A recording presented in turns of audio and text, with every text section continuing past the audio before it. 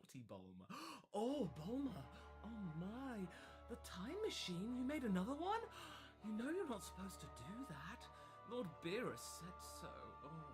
Don't you give me those poorly animated swish lines. Goku's slowly returning brain is firing on all Earth cylinder, and he plans to bring King Kai back to life.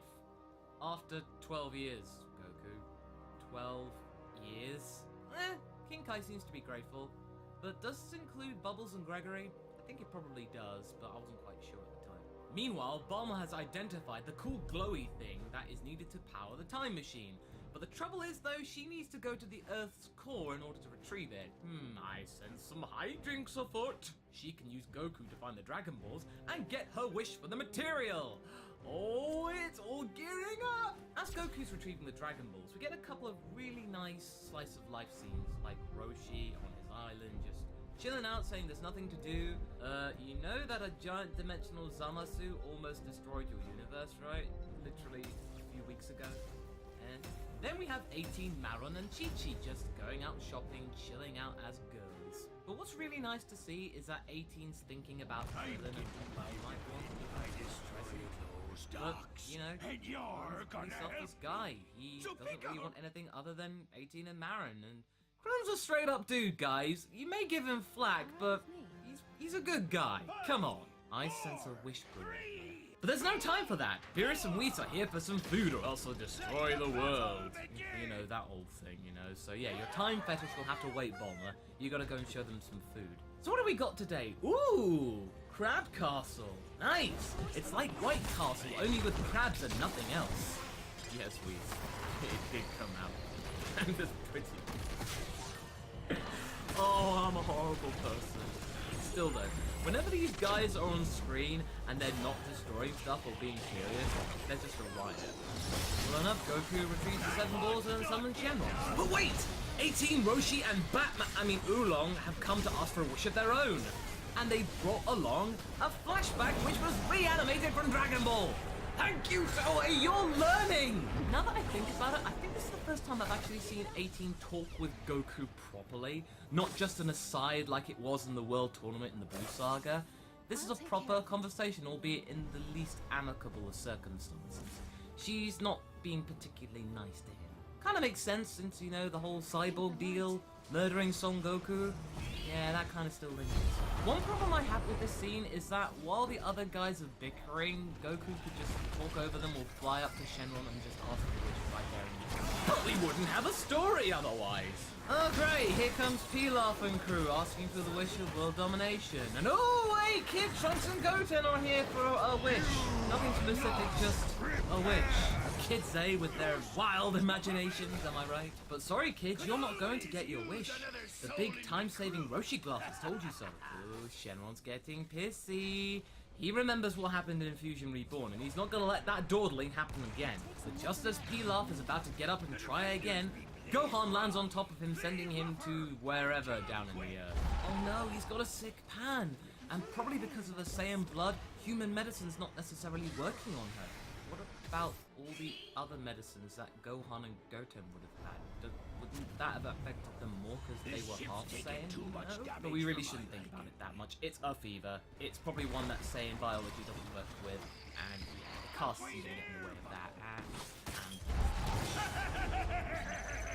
Yay! Pan's better! Everybody likes Pan. But one thing I've got to say though, is that 18's sass in this episode is great. She points out, quite rightly, that it doesn't really matter whether King Kai's alive or dead. He still has his form. The only difference is that he has a halo on top of his head. But King Kai says, "Oh, the feeling's different." And she's just like, "Yeah, what? No, not believing that." Bravo, 18. Bulma's back and she's here to outmaneuver everybody. Either with things that can be bought with money, straight up money, or just charm. Said charm is used to bring 18 into submission, although it is kind of cute the way she does it. Roshi is plied with, oh come on, it's funny. Even Shenron has a giggle. And if a dragon giggles, that is a big deal. I didn't know dragons had a sense of humor. Oolong's wish for panties is denied by 18, telling him to flick off. Oh, and a case full of money. Smooth move, Bulma.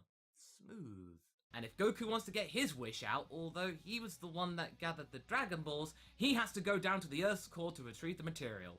I sense manipulation! And I don't like manipulators. Bulma does more of that with Shenron, because if he goes away, he's going to have a Beerus Bad Bear after him. He doesn't want that. Down in the Earth's core, Beerus senses Goku and brings him back to the surface and outsmarts everybody else by destroying the material, and then with a flick, a lot of flicking going on here, destroys the time machine as well as all the corresponding notes in that little notebook of Bulma's. I really can't imagine that Bulma didn't put the notes on some kind of hard drive somewhere. Sorry, King Kai, you'll just have to wait another year, or you can just ask the Namekians for the wish. After a turbulent couple of weeks, this episode was much needed. It was really funny. Dragon Ball's comedy is always great. It's great to see these usually serious characters, or characters that have to deal with a lot of drama, actually get some chance to chill out and have a laugh. We actually got some good character development with 18, and she got a lot of dialogue in this episode. Although, really, after 12 years, you should really know what makes your husband happy. Not to mention all the extra comedy of Beerus and Bulma. Those two get on really well. And as I said, the destruction of the time machine was quite symbolic, as it means that whole chestnut is now put to bed and we can move on. Brilliant. I really enjoyed today's episode. It was very much needed, and I hope you enjoyed it too. But anyway, that's my review of Dragon Ball Super episode 68. Tune in next time for my review of episode 69. Until then, be sure to like and subscribe. Until next time, guys. This little guy can hold his head high, and he would still be short. Or even further than somehow a stronger character than Goku. And I think somewhere out there I hear the dulcet tones of Christopher Sabat laughing his head off. So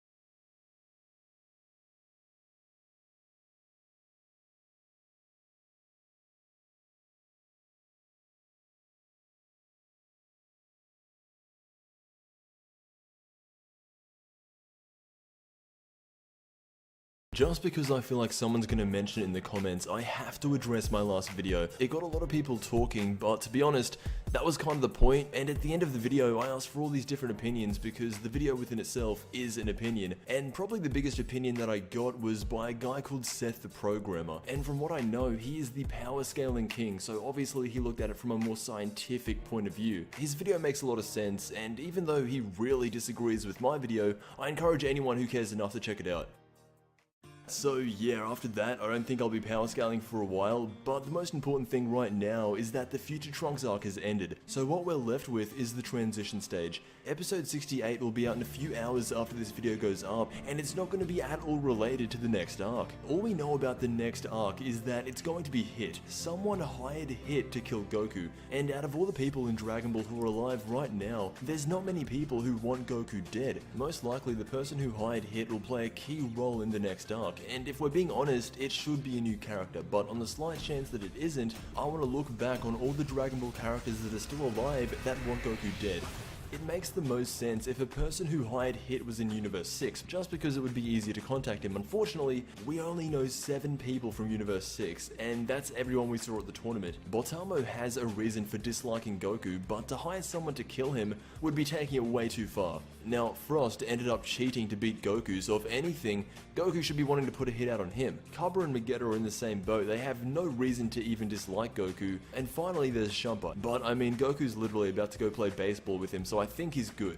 There's this thing where most Dragon Ball characters don't even know who Hit is, or at least the characters that we know, so calling him up to kill Goku would be out of the question. If it's going to be a character that we know, there's a good chance he was at the Universal Tournament. A lot of the spectators were guys like Krillin, Bulma, and Oolong, so a lot of Goku's friends, but there was someone spectating who was never seen before. The Galactic King. At face value, he has no reason for wanting to kill Goku, but out of everyone we currently know, this is the only guy I can think of. He is the leader of the Galactic Patrol, and one of the biggest crimes someone can commit is time travel. And how many times has Goku recently been traveling through time? Even Beerus was mad at Trunks when he first came back, and if we're using this logic, Vegeta would have to be included, as well as maybe Bulma for inventing the time machine. But even still, it would be an incredible stretch to have Goku killed, but it is something worth mentioning. And in all honesty, it would be absolutely ridiculous to have the Galactic King come back and try and kill Goku with Hit. He was really kind of goofy in the tournament, and after the Future Trunks arc, I just see Dragon Ball transitioning into a more meaningful series with moments that will hopefully rival Z. In the end, it has to be a new character that has his own reasons for wanting Goku gone. And if it isn't a new character, then the Galactic King is the best I can think of.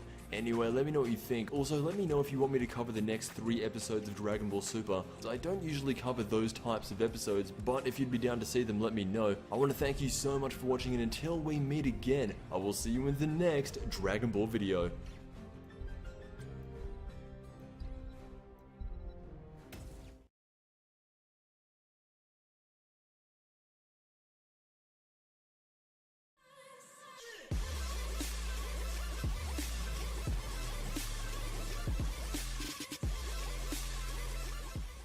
Hey guys, Seth the Programmer here today, and today I'm actually going to be mixing it up a little bit and do a debunk video.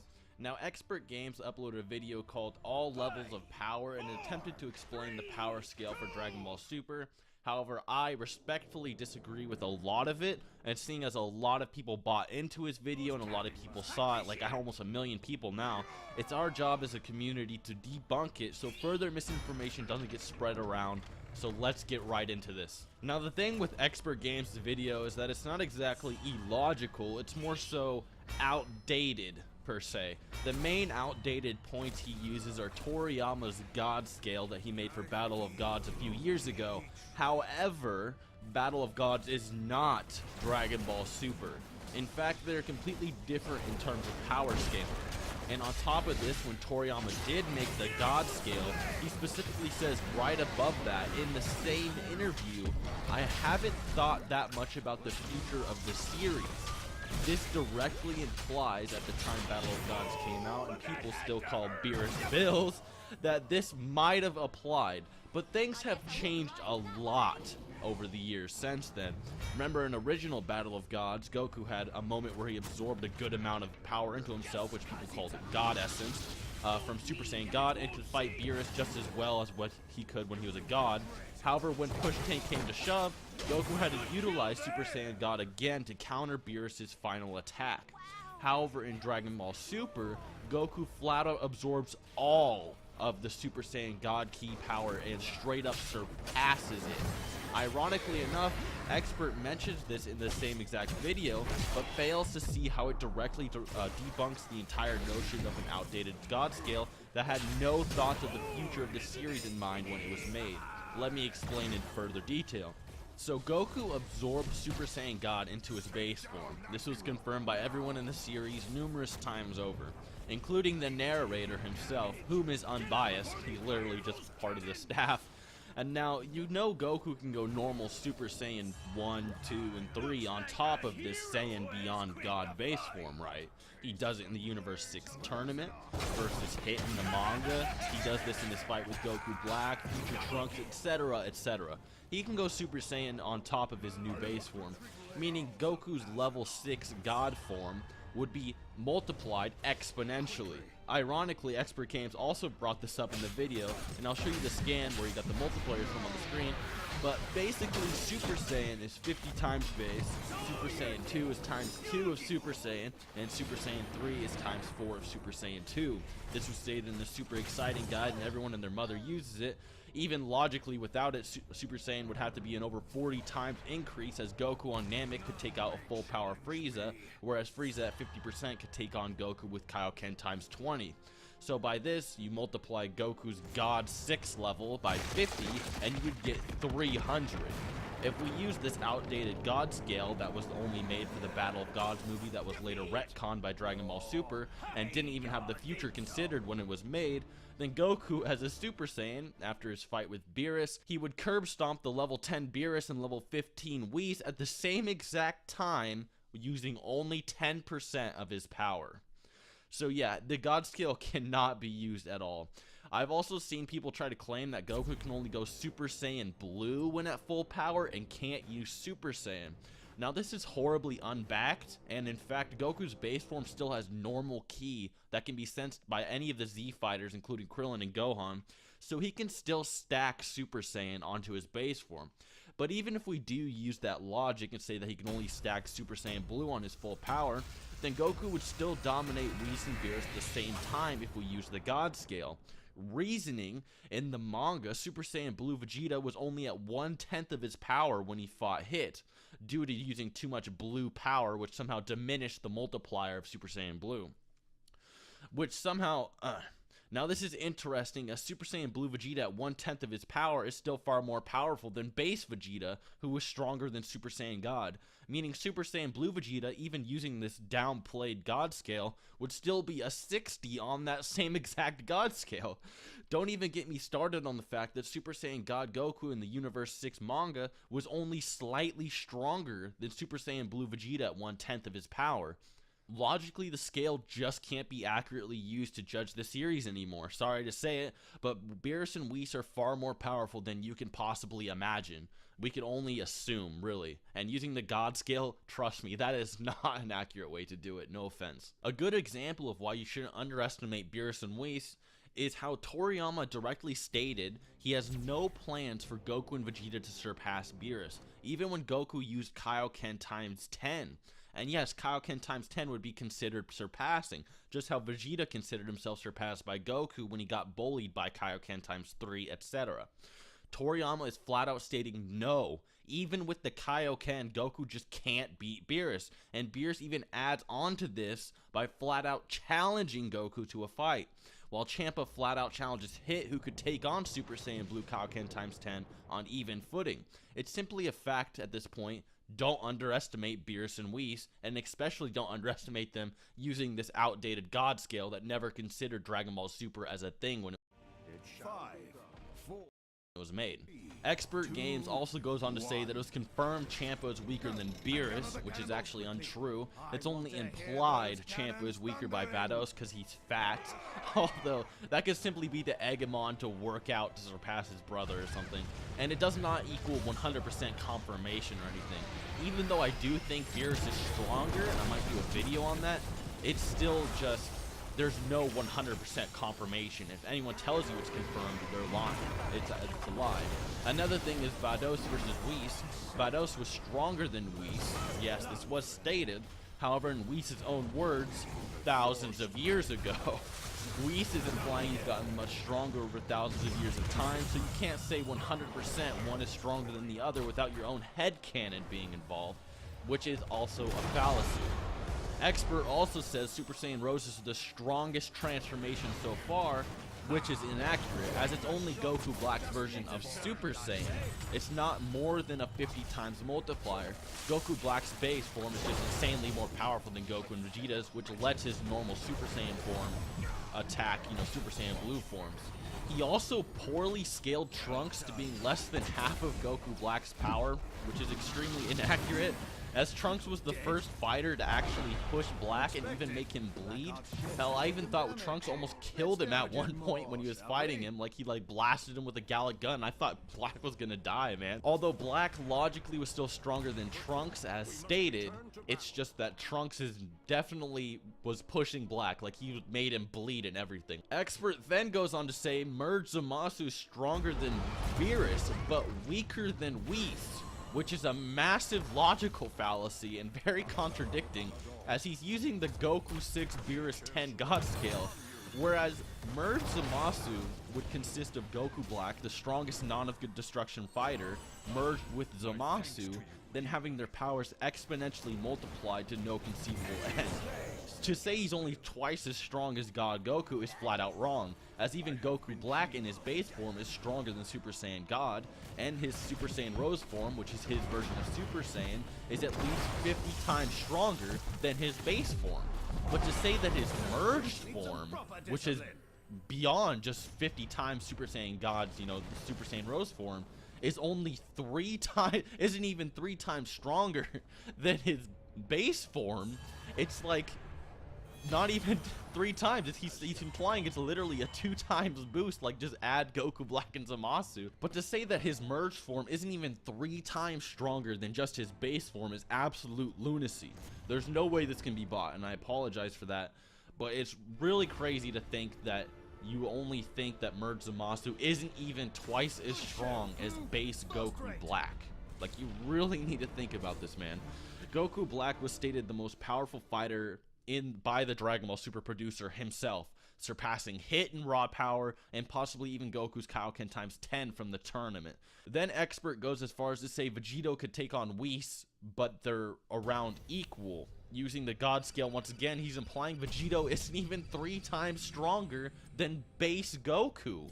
He's implying Super Saiyan God Super Saiyan Vegito isn't even 3 times stronger than